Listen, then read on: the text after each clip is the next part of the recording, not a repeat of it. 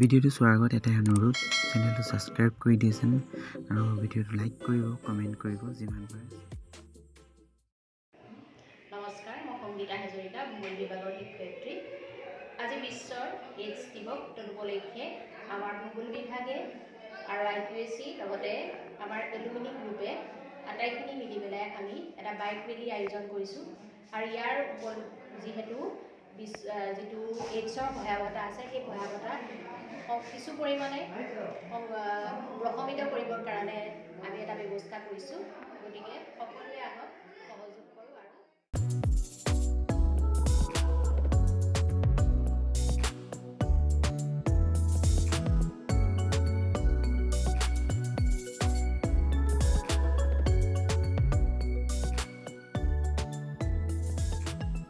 আজি ডাক্তৰ নবীন বৰদলৈ মহাবিদ্যালয়ৰ ভূগোল বিজ্ঞান বিভাগৰ ছাত্ৰ ছাত্ৰীসকল, প্ৰাক্তন ছাত্ৰ ছাত্ৰীসকল, মহাবিদ্যালয়ৰ IQACৰ সহযোগত আমি বিশ্বৰ এইডছ দিৱস উপলক্ষে এটা বাইক ৰেলী আমি উলিয়াইছোঁ। আপোনালোকে জানেই যে বৰ্তমান অৱস্থাত গোটেই বিশ্বত লগতে আমাৰ উত্তৰ পূব ভাৰতত খুব উদ্বেগজনকভাৱে এইডছৰ ৰোগীৰ সংখ্যা দিনক দিনে বাঢ়িবলৈ ধৰিছে আৰু খুব যুৱচামৰ ওপৰত ইয়াৰ প্ৰভাৱ খুব বেছিকৈ পৰিছে। ড্ৰাগছৰ প্ৰচলন বেছিকৈ হৈছে আৰু ড্ৰাগছৰ প্ৰচলনৰ পৰাই চিৰিঞ্জৰ আদান প্ৰদানৰ যোগেদি এইডছ ৰোগৰ পৰিমাণ বাঢ়িবলৈ ধৰিছে। গতিকে সজাগতা কৰাটো, ৰাইজক সজাগতা কৰাটো আমাৰ খুব প্ৰয়োজন বুলি আমি অনুভৱ কৰিছোঁ আৰু সেইকাৰণে আমি ডাক্তৰ নবীন বৰদলৈ মহাবিদ্যালয়ৰ ভূগোল বিজ্ঞান বিভাগৰ পৰা আমি এই সজাগতা ৰেলীটো আমি আৰম্ভ কৰিছোঁ।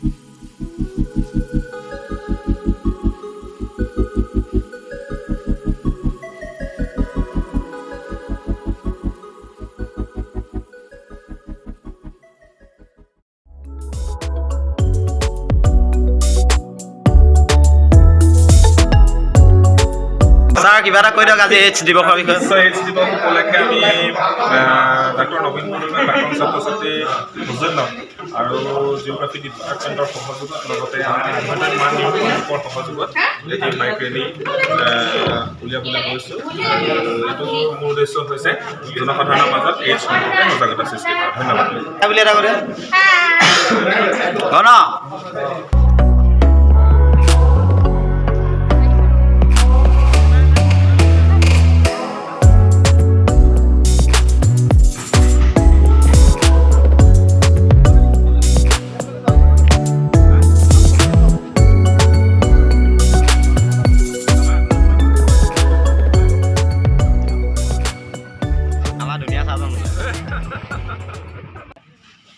আজি 1 ডিচেম্বৰ বিশ্ব এইডছ দিৱস। এইটো 1988 চনৰ পৰাই এইডছ দিৱস হিচাপে পালন কৰা হৈছে। 1981 চনত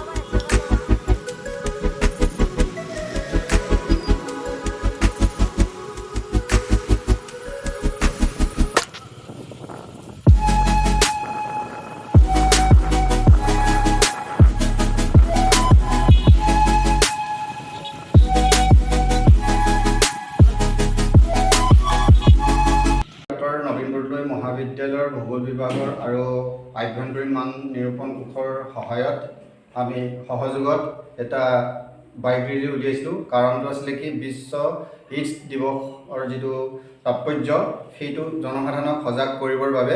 আচলতে এই যিটো ৰোগ এই ৰোগটোৱে আমাৰ সমাজত এটা সামাজিক ব্যাধি হিচাপে অতি প্ৰসাৰতা লাভ কৰিছে, যাৰ কাৰণে সমাজত কুলসিত হৈছে।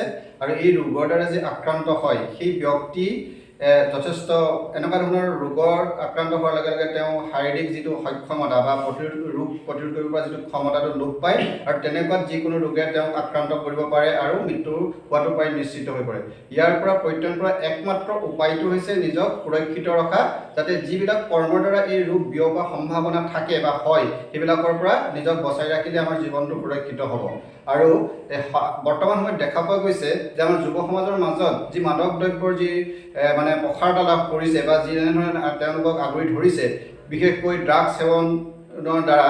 আৰু ড্ৰাগছটো লওঁতে যিটো চিৰিঞ্জ ব্যৱহাৰ কৰাৰ ক্ষেত্ৰত প্ৰত্যেকজন যুৱক যুৱতীয়ে একেটা চিৰিঞ্জ ব্যৱহাৰ কৰাৰ কাৰণে এই ৰোগটো বিয়পাত যথেষ্ট সহায়ক হৈ উঠিছে।